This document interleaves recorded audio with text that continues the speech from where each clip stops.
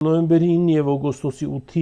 մեջ ինչքան էլ կան տարբերություններ, այնքան էլ կան նմանություններ ըստ էության։ Եվ այն քաղաքական շրջանակները, ովքեր շնորհավորում էին իրար նոյեմբերի 9-ից, այսպես ասած, ժողովրդական ասած, պրծնելու եւ դրա փոխարեն օգոստոսի 8 ստորագրելու, ես ստիպված եմ իրենց հիասթափվածել, քանզի համարյա նույն բանի մասին է երկու պայմանագրերն։ Ուղղակի այնտեղ վերահսկողության հարցեր ով էր վերահսկելու եւ երթուղիներում այսպես ընդհանուր, հա, գլոբալ պրոտեկտորատի տակ էին գտնվելու, բայց բովանդակային առումով ոչ մի բան չի փոխվել այստեղ։ Եվ հիմա մենք կտեսնենք Ադրբեջանը իրոք ազնիվ է իր նկարտումներում հայկական բեռներ իր տարածքով թույլ տալու հետ կապված, ինչպես ասում է Ալիևը, որ ինքը հանել է բոլոր սահմանափակումները, եւ ես կարծում եմ Օվերչուկի հարցը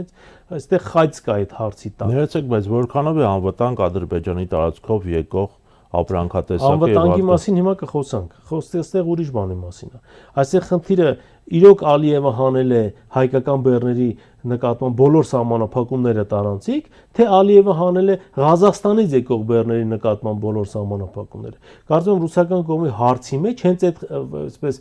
որոգայթը կա դրած, եւ հիմա սպասում են Ալիևի ըստ էության պատասխանին։ Հիմա մենք կտեսնենք դա այդպես է, թե այդպես չէ։ Իսկ այն որ վտանգը կա, դա միանշանակ է։ Ով է վերահսկելու, որ Հայաստան եկող ցորենը ճանապարհին չթունավորվի, ով է վերահսկելու, որ ճանապարհին այլ եւ այլ փորձությունների չընթարկվի այդ բեռը, ով է այստեղ հսկելու ցորենի որակը Հայաստան մուտք գործելուց նախքան ալրաղացնելուն դրանց տրամադրել եւ նախքան դրանից հաց պատրաստել եւ խանութներին մատակարարել։ Սրանք հարցեր են, որոնց հետ կապված սննդի անվտանգության տեսչությունը պիտի հայտարարություն անի, քայլեր անի, քանզի ամեն դեպքում առնվազն հիմնավոր կասկած մենք իրավունք ունենք հայտնելու, որ ղազախական ցորենը Ադրբեջանի տարածքով մտնելուց որոշակի